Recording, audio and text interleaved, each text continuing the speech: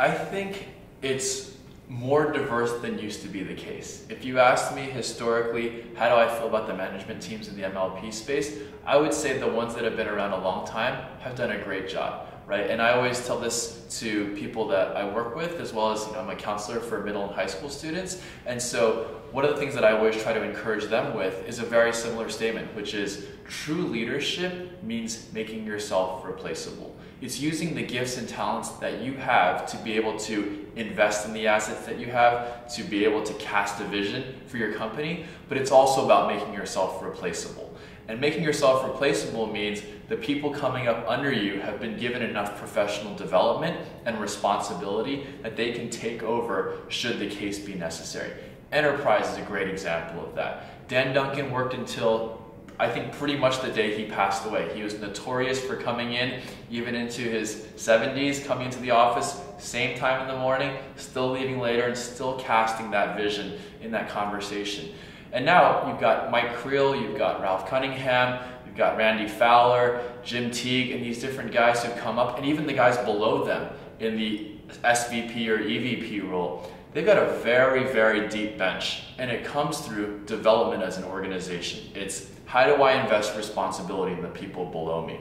And so you look at a company like Enterprise, and the reason it's a well-oiled machine is because they've invested from a company culture standpoint to focus on that.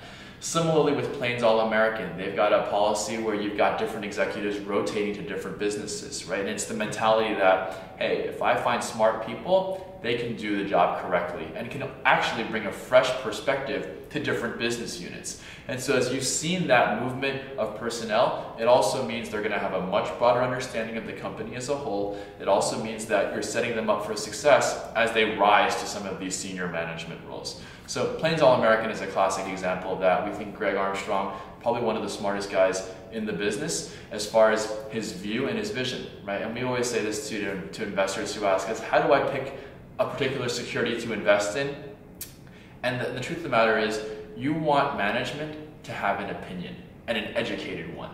If it's wrong, 5 to 10 years down the line, it's wrong. You can't get every single question right about commodities, or else you'd be really rich in doing something else far in advance. You want the companies that you invest in to have management teams who have an opinion and make sure that they've done the research, that it's educated.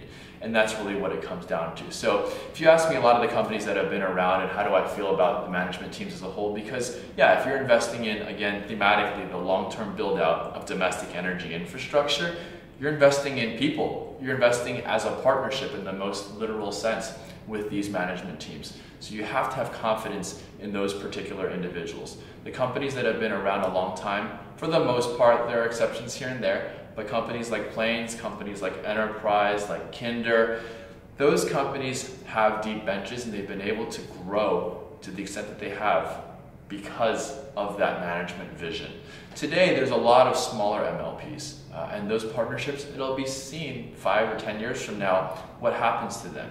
You've had a couple of partnerships more recently, had to cut their distribution. They tended to not be in the infrastructure business. They were in other types of businesses.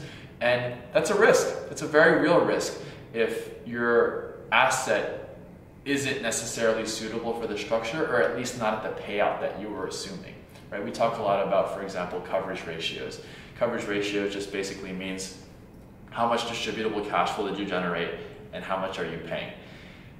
As an accepted industry standard, 1.1 to 1.2 times is what many people deem to be reasonable. But that shouldn't be the case in every business, because some businesses have a lot more volatility than that. They have seasonality, they have more commodity price exposure, they have these different factors that come into play, which means, theoretically, you should be allowing enough of a cushion, and your coverage ratio should be much higher to account for the volatility in your underlying business so that you can sustain your distribution through those difficult times.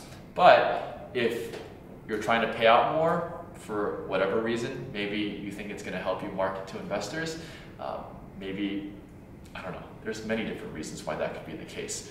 But you can get greedy, and you may not recognize that paying out more today is not going to enable you to sustain through more difficult times because of your particular business risk. And investors need to be very, very aware of that. The same way I think there's dividend aristocrats, with the S&P 500, companies that have paid their distributions for 25 consecutive years and grown it. There's an argument to be said for that, and the reason people like companies like that and have accorded a premium to them is because they've demonstrated year in, year out with different employees that they are stable organizations. And I think that type of premium, as the MLP space continues to evolve, will also be accorded over time to these management teams as well.